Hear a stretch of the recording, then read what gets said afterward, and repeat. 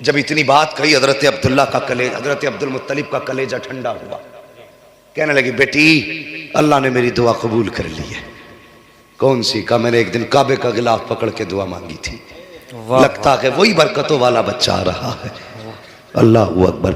कहा बेटी फिर ये खुशबू, जब इतना सुना कहती है बजी क्या बताऊं, इस बेटे की इस बच्चे की बरकतें ही ऐसी हैं। अंदर गई तकिया उठा के लाई, कहने लगी अब्बा जरा इस तकिए को लिए हाथ में।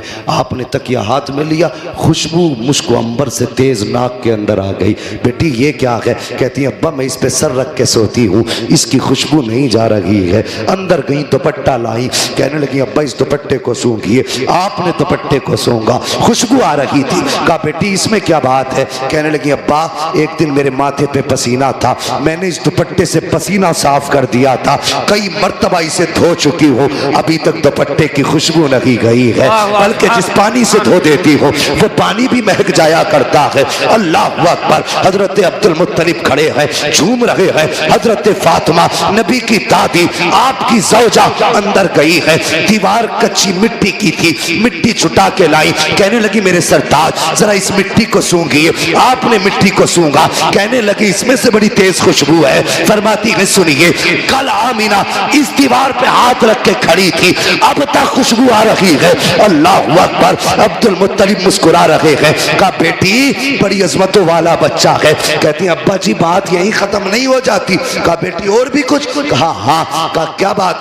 कहा अब्बा जी सुनिए, आप सुबह ही जाते हैं हरम शरीफ, मेहमान आते हैं उनकी मेहमान नवाजी करते हैं, तो कभी कभी पानी भी घर से ले जाते हैं। जब पानी घर से ले जाते हैं अब्बा घर में पानी नहीं होता और हमें जरूरत पड़ जाती है, तो बाबा सुनिए इधर अब्दुल्ला की अमानत का बोझ और उधर मेरे हाथ में पानी का बर्तन, और कुएं तक जाने में ये पथरीले रास्ते होते हैं। हाँ बेटी फिर? कहती है अब्बा जी जब मैं इन पत्थरों पे गुजर के जाती हूँ, कसम है मुझे पैदा करने वाले की, जब मैं पत्थरों पे कदम रखती हूँ तो पत्थर रेशम से ज्यादा मुलायम हो जाया करते हैं, रेशम से ज्यादा मुलायम हो जाते हैं। कहा बेटी और? कहा अब्बा और सुनना चाहते हो तो सुनो। कहती अब्बा जी मक्के की सारी औरतें ढोल रस्सी लेके जाती है, लेकिन आमीना खाली हाथ जाया करती है, सिर्फ पानी का बर्तन लेके जाती है। कहा बेटी पानी कैसे लाती हो? कहा अब्बा जी सुनिए जब मैं कुएं के किनारे पे जाती हूँ, नीचे को झांकती हूँ, पानी बोलता हुआ किनारे के ऊपर आ जाया करता है।